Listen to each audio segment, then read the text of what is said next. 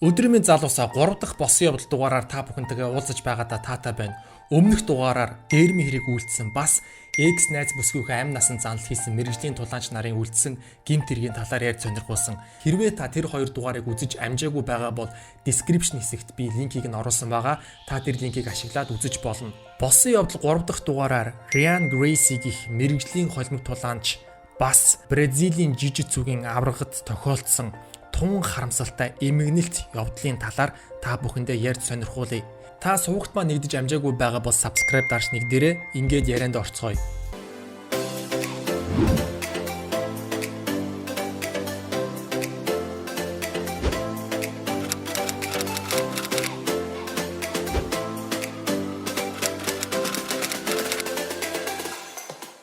Ryan Gracie 1974 оны 8 дугаар сарын 14-ний өдөр Бразил улсын Рио де Жанейро хотод төрсөн.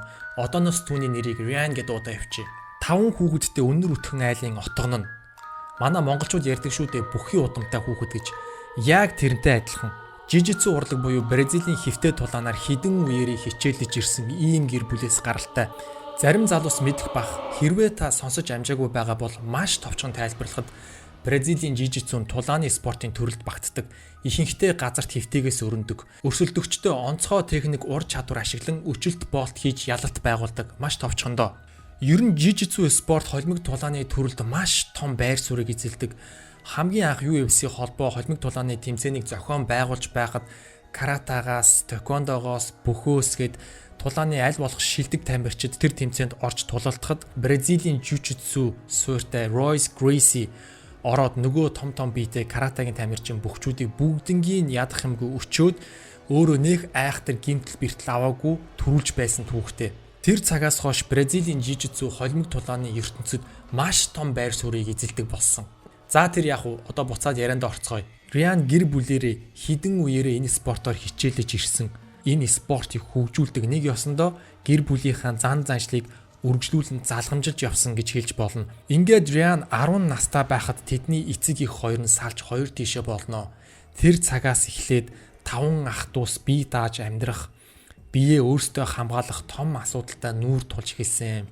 Тэр үед хамгийн том ах Renzo дүнгэж 17 настай байсан ба дүү нараа асрах, гэрээ авч явах гээд нэг ёсондоо аавын үргийг гүйцэтгэдэг байсан. Тухайн үед ах トゥ тав гэрийнхаа эд тогшлын хэрэгтэй хэрэггүй бүх зүйлүүдийг гаргаад гэртээ маш их хэмжээний гудас дэвсээд гэрээ нэг ёсондоо заал болгож тогчулсан байгаа. Тэгээд гэртээ бэлтгэлээ хийж эхэлсэн.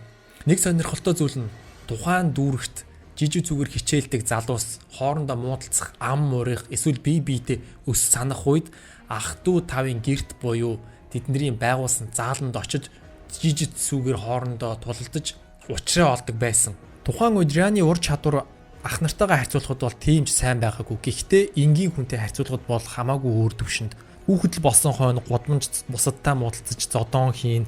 Гэхдээ энгийн хүмүүс энэ ур чадвараа бас гаргачих гад байдаг байсан талтай. Нэг удаа өсвөр насн дээрээ өөрөөсөө ах 3 залуутай гудамжд муудалцаад зодтолсон байгаа. Тэгээд нөгөө ур чадвараа ашиглаад нөгөө гурвыг чинь бүр будаа болгосон. Яг тэр үед эргүүлийн цагдаа нар хажуугаар нь явж таарад Ryan-ыг очоод баривчлах гэтэл цагдаа нарын урдаас зодтолсон байгаа. Цагдаа нар бүр яаж чадахгүй нэмэлт хүч дуудаж байж Ryan-ыг дарж аваад цагдаагийн хилцэр рүү авч явсан байгаа. Эцэггүй хүүхдийн толгой том гихчээр яг эд өсвөр насны дээрээ Ryan бэлтгэлээ хийхээс залхаад жижигцүү бэлтгэлээ хайж гадуур дотуур бүтэг бүцгүй нөхдөөстэй нийлж хэрэг төвөгт орооцолдож эхэлсэн. За бүр яванда Бразилийн хүнд гаруудын бүлгэн болох Pit Boys гэдэг бүлгэнд элсээд орчихсон. Энэ Pit Boys гэж ямар учиртай бүлгэн байдаг гэхлээр 1990-с 2000-ад оны эд үед хүчээ авч байсан жижигцүү гэр хичээддэг залуусын байгуулсан өөрсдийн ур чадварыг буруу зүйлд ашиглаж хүмүүсийг дээрэмдэж, зодож, эд зүйлсийг нь дээрэмдэх бүр зарим нэг тохиолдлуудад амь насанд нь халтсан ийм тохиолдол гарч ирсэн байгаа. Яг ийм жижигцүү суурьтай залуусын үүсгэн байгуулсан дээрмийн бүлэг нэг ёсондоо Бразилийн маф гангструудын бүлгэн байгаа. Энэ бүлгмийн хүнд гаруудаа нийлээд хэрэг төвөгт орооцолдож эхэлсэн. За энэ бүлгэм нь яг тухайн үедээ Рио де Жанейро хотын иргэдийн сэтгэлийг зовоож айлгаж байсан. Жохон л орой болохоор гадаа гарахаас айдаг, гэрээсээ гарахаас санаан зовдөг. Оройн цагаар ганц нэгээрээ явхаас маш их айдаг. Бүр нэг ёсондоо оройн цагаар хүмүүс гарч чадахгүй байсан. Яагаад вэ гэхээр Pit Boys бүлэглэлийн дээрмийн золиос болохыг гэсэндээ. Ингээд нөгөө дээрмийн бүлэгмэн явандаа өргөжөөд бүр бүтгэхгүй маш олон гимт хэргүүд хийж эхэлсэн. Pit Boys бүлэгмийн толгойлогч нь бүр Ryan Fera гэдэг нэр өгчихсөн. Энэ нь болохоор Аратан гэсэн утгатай үг байгаа. За энэ бүлэгмээс болж Jiu-Jitsu спортын нэр хүнд 1990-с 1995 оны хооронд нав сунсан. Энэ спортоор хичээлдэг, сонирхдаг хүн байвал дээрэмчин, алан хидагч мэт хүмүүст үзэгдэх болсон. Хүмүүс аль болох хүүхдүүдэд энэ спортоос хол байлгаж хичээлэх гэж байгаа хүүхдүүдийг бүр хориглож эхэлсэн байгаа. За ингээд хид хідэн удаа хэрэг төвөгт орооцолцсны дараа түүний дөрвөн ахын нэг Ralph тэрнийг ерөнхийдөө бүтэхгүй зүйл хийгээд яваад Pit Boys гэдэг бүлгэнд элсээд орчихсон гэдгийг гадарлсан байгаа. Өмнө хид хідэн удаа цагдаагийн хилцээс дүүгээ очиж нөгөө цагдаа нарын аргадаж, найрч бас сулж авч исэн түүхтэй. Ингээд хэсэг хугацаанд Ralph ах нь Ryan-ыг ятгах түүнтэй ярилцсан байгаа.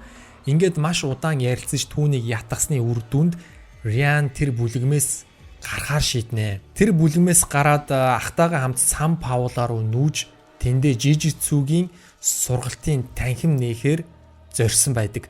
Ryan ч бас тухайн үедээ тун ухаалаг алхам хийж ахыхаа үгэнд орж Pit Boys бүлэгмээс гарсан.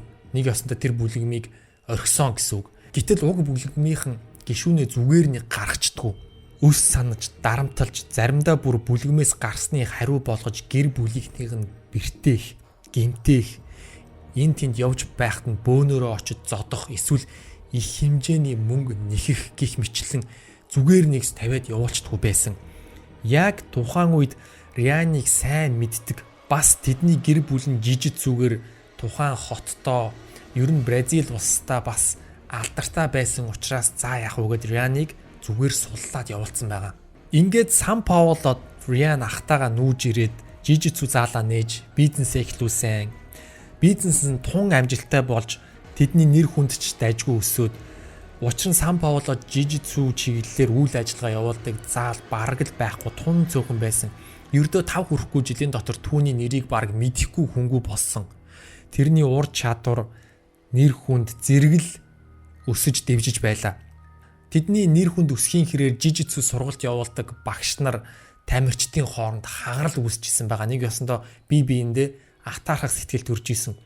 Ингээд энэ тэнд явж байхдаа ер нь л хоорондоо ам ураагаал гар зөрүүлчих гэдэл байдаг байсан. Ryan өөрийн бэлтгэл сургуультаас тун сайн хийдэг болсон.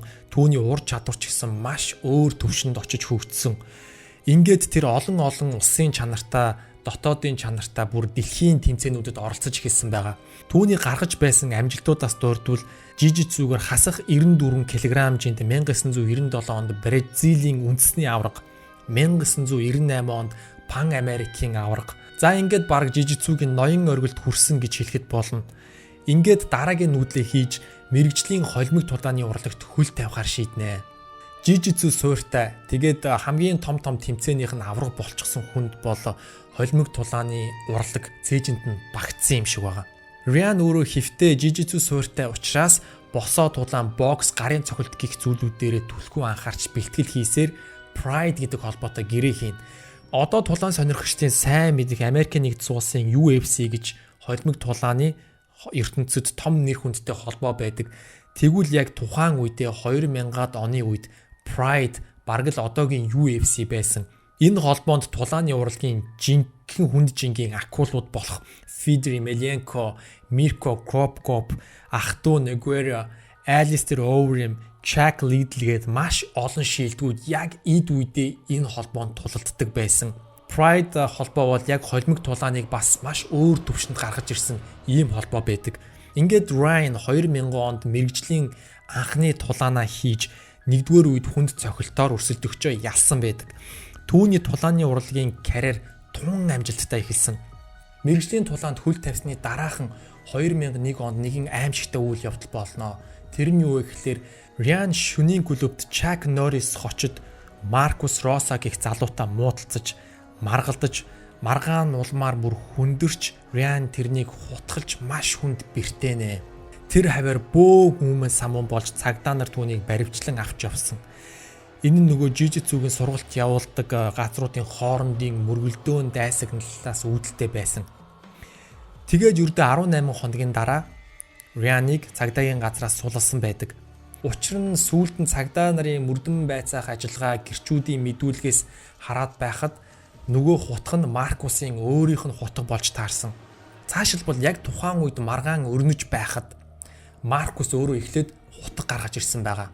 Ингээд тэр хоёр хоорондоо ноцолдож үүмэн самуун болж байх үеэр нөгөө хутга Маркусын биед туссан.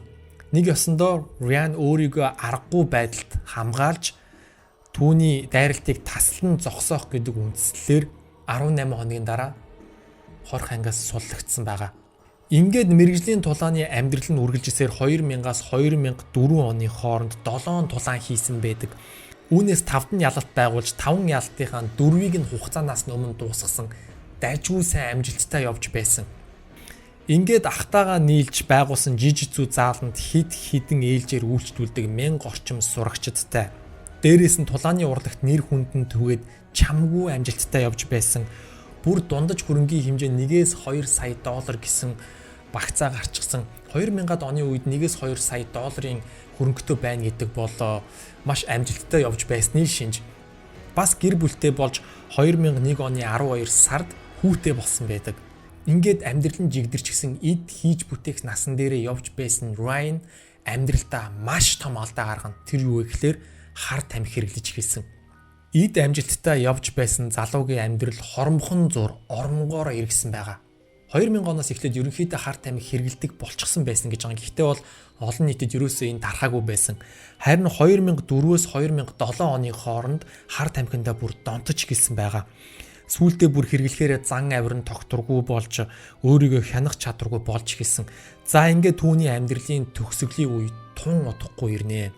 2005 оны үед хар тамхи хэрэгэлцэн явжгаад халтгад өртөж буудуулсан байдаг. Гэхдээ тун азтайгаар тухайн бууны сум тэрний баруун гуйыг дайрч өнгөрсөн. Яг тухайн үед баруун хөл бол нэг хэсэгтээ нэлээд ажиллагаагүй болсон. Тэрнээс болж бас сэтгэл санаанд нөлөөсөн гэж бол зарим их сурвалж дээр бол бичсэн байдаг. За ингээд ерөөсө хар тамхинаас болж Ryan-ы амьдрал оронгоор эргэж тэрний амьдралын төгсгөл нь тун удахгүй ирсэн байдаг. Нэг удаа хар тамхи хэрэгэлчихсэн мансуурцсан явж байхдаа шөнийн 1 цаг 30 минутын үед машин хулгайсан байгаа. Хулгайсан машинтайгаа явж байгаад осол гаргаж нэг машиныг мөргөнөө. Мэдээж мансуурсан хүн жолоо барьна гэдэг бол байж боломгүй зүйл. Ямар азар хүн амьтан дайраад алчаагүй. Тэгэд болоогүй нөгөө осолцсон машинаасаа буугаад дахиад моцилк хулгайлахыг завдсан байгаа. Тухайн моцилкны эзэн мэдээж моцилкөө өгөхгүйгээ тэр хоёр хоорондоо муудалцаад хоорондоо одоо маргаад нэг ёсондоо барьцалдаж эхэлсэн. Тухайн үед бол Ryan тухайн тэр моцилкны эзэн бол алан тална гэж маш их сүрдүүлж исэн гэж байгаа. Яг тухайн маргаан болж явах үед хэсэг хажуугаар нь дугуйтай хэсэг залуус явж байгаад Ryan-ыг очиж болиулаад ингээ хоорондоо ноцолдож явах үед моциклийн эзэн тэрний толгой руу цохоод тэр ухаан алдаад газар унсан байгаа. Ингээд цагдаа дуудаад цагдаа нар иртэл хэсэг дугуйчин залуу моциклийн эзэд тэрнийг дарж байж байгаа. Цагдаа нар ирэхээр нь хүлээлгээд өгсөн байгаа. Цагдаа нар тэрийг баривчлах үед мэдээж мансуур зүүн хэвийн биш байдалтай байх нь бол тодорхой. Ингээд тэрнийг эмнэлгийн лабораторид эхэлж авч очоод шинжилгээ аваад дараа нь цагдаагийн хилтэст аваатсан байдаг. Тэгээд удалгүй тэрний шинжилгээний хариу гарахад мариухан, кокаин гэдэл мансуурлах төрлийн маш олон зүйл хэрэгжилчихсэн мансуурлын байдал нь нэлээн өндөр зэрэгтэй байсан. Тэр шүн хоригдож байсан өрөөндөө шүнжин орилж хашгирч тэр хаваар нэг эмх замбараагүй байдал үүсэж ийсэн гэж байгаа. Ингээд түүний эхнэр нь Sabio Ferrari гэх сэтгэц мэдрэлийн эмчийг авчирч тэрнтэй уулзуулсан байгаа. Тэгээд тухайн үед эмчтэйгээ уулзаад байдал нь хэсэг намжаад өглөө болж үүр цайсан байгаа юм л да. Ингээд өглөө 7 цагийн үед харгалзагч Ryan-ыг одоо нөгөө торныхын цаанаас дуутахад бол Ryan ямар ч reaction буюу одоо ямар ч хөдөлгөөн хүлээж авсан байдлаас үзүүлэхгүй ингээд цог тусаа хөвтөжсэн гэж байгаа. Тэгээд юу болчихвгээд хаалганы онгоолгоо дотор нь ороод Ryan-ыг сэрэх гэсэн чинь Ryan аль хэдийн нас барсан байдалтайгаар хөвтөжсэн. Ингээд гэр бүлийнхэн бөөн үүмэн саман болоод яагаад юу болчихваа юм чинь ямар ч гадны нөлөө байхгүй байхад яагаад нас барчихваа тэр хавар маш их эмх замбраагүй байдал үүсээд гэр бүлийнх нь бүр итгэж чадахгүй тэр хавар бөө юм болсон гэж байгаа. Тэгээ яав ийвгээ тухайн нөхцөл байдлыг судлаад цаашаа мөрдөөд үзсэн чинь яг Риан нөгөө шүн тайван биш тэр хавар ойрлж чарлаад эмх замбараагүй байдал үүсгэж хахад тэрнтэй ирж уулзсан эмч Сабиона Фера түүнийг тайвшруулах зорилгоор эмийн бэлтгэл коктейл уулгасан тогтоогдсон байсан. Гэхдээ зарим их сурвалжийг хараад хаа тэрэнд тариа хийсэн гэдэг байгаа. Ямар ч байсан тэрнийг тайвшруулах зорилгоор нэг зүйлийг түүнд хэрэглүүлсэн. Үүнийг олж тогтоогоод тухайн эмчээс байцаалт авч өгсөн коктейлийг шинжилээд үзэхэд уг коктейл нь сэтгэгд тайвшруулах маш хүчтэй үйлчлэгээтэй, бас нойр суулгах үйлчлэгээтэй, булчин суллах үйлчлэгээтэй гэдэг ер нь тайвшруулах үйлчлэгээ бүхий бодис агуулсан ийм бэлтгэл юм байсан нь бол тогтоогдсон. Гэхдээ хамгийн харамсалтай нь тухайн тайвшруулах үйлчлэгээтэй эмийн тун ихтчихсэн байсан. Хэвийн хэмжээнд хэрэглэдгээс бол дооц нь хамаагүй өндөр байсан гэж байна. Яг мансууруулах төрлийн бодис хэрэгжилчихсэн энэ үед яг тэр тайвшруулах эмийг хүнд хэрэглүүлбэл эмзэг мэдрэмтгий хүн шоконд оруулдаг, бас дээрэс нь хүний биед бол эсрэг урал явуулдаг. Ингээд 33хан настай цэлт залуухан ир өөрийн буруу гэх юм уу эсвэл одоо эмчийн хариуцлагагүй алдаанаас болж тун харамсалтайгаар эд хийж бүтээх байсан эдэр залуу насн дээр ингэж амиа алдсан ийм эмгэнэл тохиолдол болсон байгаа. Ингээд шүүх хурал болно. Гэр бүлийнх нь мэдээж Ферагийн амь насаа алдсантаа бол санал нийлэхгүй. Энэ бол бараг л аллах гэж үзээд шүүх хурал болсон. Гэтэл ямар үр дүн гарсан бэ гэхээр эмчийн хариуцлага алдсан гэдэг үндслээр 2 жилийн хугацаанд олон нийтийн сайн дурын ажил хийлгэх ийм ялыг оноосон. Энэ шүүх хурлын үр дүнтэй бол мэдээж гэр бүлийнх нь санал нийлээгүй, маш их заргалцсан, маш их зүйлийг эсэргүүцсэн. Гэхдээ харамсалтай нь шүүх хурлын үр дүн өөрчлөгдөөгүй. Ингээд та бүхэн эд хийж бүтээх насн дээрээ ирчихсэн байсан 33 настай Риан Грейси гэдэг залуу өөрийн ур чадвар, амжилт хийж бүтээсэн зүйл гэр бүлгээд бараг л өөрийнхөө мөрөөдөлд хүрчихсэн байсан залуу тун харамсалтайгаар амь насаа алдсан энэ болсон явдал бодит түүхийг та бүхэн сонслоо. Ер нь ингээд анзаараад байхад эд амьдралынхаа алтан үе дээр ирсэн тун амжилттай явж байгаа залуус багахан зүйл дээр уруу татагдаад энэ зүйлийг хэрэглээд өөрөө мэдлгүүд онтоод амьдрал нь оронгоороо ирчихсэн залуус зөндөө байдаг. Уул нь бол яг энэ ирч хүчтэй насан дээрээ зөв зүйлдээ энэ ирч хүчээ зарцуулж зөв зүйлд цаг заваа гаргасан бол энэ алтан залуус маань хүсэл мөрөөдөлтөө хүрч байсан юм билүү. Хэрвээ та хэн нэгний эсвэл бусдын ятгалгаар за яг уу ганцхан багахан нэг удаа хэрглэж үзье гэд хэрглэхэд юм бол таны амьдрал оронгоороо ирэх болно. Бас таныг төсөөлөөгүй маш муухай аимшигтай зүйлүүд хүлээж байх болно. Тэгэхээр залуу дүү нартаа захихад спортлог байж өөртөө болоод бусдад үлгэр жишээ амьдарч залуу насндаа хүссэн зүйлээ олж түүндээ хүрэхийн тулд хөдөлмөрлөж идэвхтэй амьдраараа гэж бас дээрээс нь ганцхан удаа гэдэг зүйлийг толгооноосоо авч хаяараа. Тийм юм бол байхгүй. Ингээд дараагийн дугаар хүртэл түр баяртай залуусаа.